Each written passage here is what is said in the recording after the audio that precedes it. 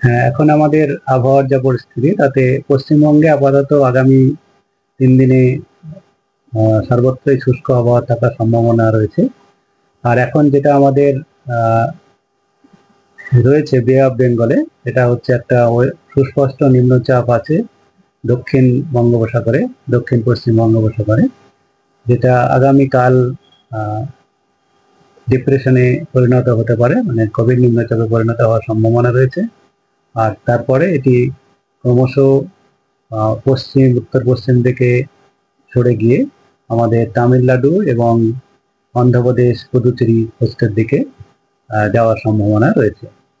আর এর কোনো ডাইরেক্ট প্রভাব আমাদের রাজ্যের প্রতি নেই। তবে আমাদের যারা টুরিস্ট, যারা আন্দামান নিকোবরের দিকে যায়, আন্দামান নিকোবরে আমাদের স্কোয়ালি ওয়েদার হওয়ার সম্ভাবনা রয়েছে, যেখানে যার জন্য মৎস্যজীবীদের জন্য ওয়ার্নিং রয়েছে, মৎস্যজীবীদের জন্য সতর্কতা রয়েছে। আন্দামান নিকোবর এবং আমাদের সাউথ বে অফ বেঙ্গল এইসব রিজনে, তো ওইসব রিজনে মৎস্যজীবীদের যেতে সমুদ্রে যেতে মানা করা হয়েছে। তার সঙ্গে সঙ্গে আন্দামান নিকোবরে ওখানে আপনার যারা টুরিস্ট অ্যাক্টিভিটি তাদের ক্ষেত্রেও কিছুটা ওয়েদার যেটা খারাপ থাকার সম্ভাবনা রয়েছে, তবে জুডিশিয়ালি সেটা রেগুলেট হচ্ছে। আর আমাদের পশ্চিমবঙ্গ রাজ্যের জন্য এর কোনো পরোক্ষ প্রভাব আমাদের রাজ্যের প্রতি নেই। আগামী 3 দিনেই সর্বত্রই শুষ্ক আবহাওয়া থাকার সম্ভাবনা রয়েছে।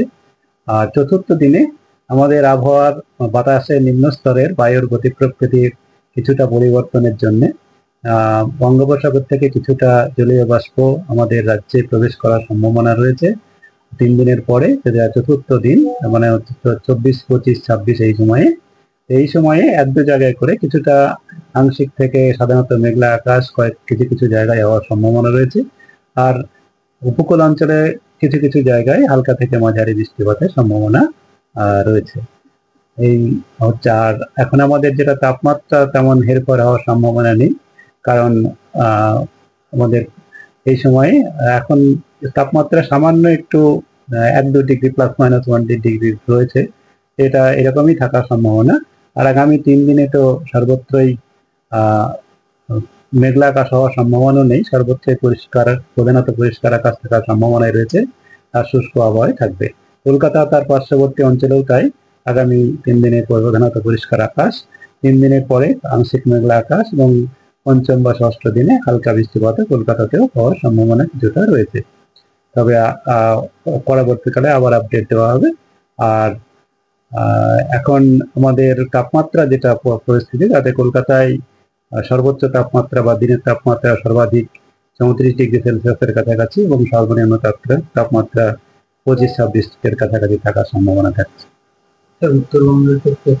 উত্তরবঙ্গেও তাই। উত্তরবঙ্গে আপনার এখন 1-2 জায়গায় বৃষ্টি, যেমন আমাদের সিকিমে কিছুটা স্নোফলেরও যেমন থাকছে, সেটাও 3 দিনের পরে 1-2 জায়গায় দার্জিলিং, কালিম্পং এইসব জেলাতে, ওখানে উত্তরবঙ্গে 1-2 জায়গায় করে বৃষ্টি, তাও আগামী 3 দিন পর্যন্ত সর্বত্রই প্রায় শুষ্ক আবহাওয়া থাকবে।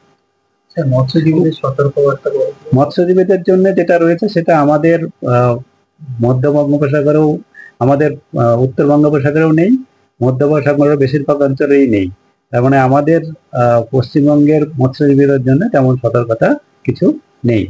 যেটা মৎস্যজীবীদের সতর্কতা যেটা আমি বললাম, সেটা আন্দামান নিকোবর উপদ্বীপ যেগুলো রয়েছে, দ্বীপপুঞ্জ যেগুলো রয়েছে সেই সব অঞ্চলে, এবং তার সঙ্গে যেটা দক্ষিণ বঙ্গোপসাগর, যেটা আমাদের তামিলনাড়ু, অন্ধ্রপ্রদেশ এইসব রাজ্যের উপকূলবর্তী কাছাকাছি পড়ে। উত্তরবঙ্গে কোন কোন জেলায় বৃষ্টির সম্ভাবনা সমীরবী? উত্তরবঙ্গে মূলত আমাদের দার্জিলিং, কালিম্পং, জলপাইগুড়ি এই 3টে জেলাতে 1-2 জায়গায় হতে পারে। তার আগে মালদাতে সম্ভাবনা রয়েছে। আর বাকি জেলাতেও কিছুটা হালকা বৃষ্টির সম্ভাবনা রয়েছে। বাকি এখন তো এটা আরো অনেকদিন দেরি, এটা আরো আপডেট আপনাদের দেওয়া হবে। এমন খুব বেশি বৃষ্টির সম্ভাবনা উত্তরবঙ্গে আপাতত নেই। মূলত শুষ্ক আবহাওয়া, বেশিরভাগ জায়গাতেই শুষ্ক আবহাওয়া থাকে। উইকেন্ডে দক্ষিণবঙ্গে মানে সমীরবী দক্ষিণবঙ্গের ক্ষেত্রে কোন কোন জেলায়?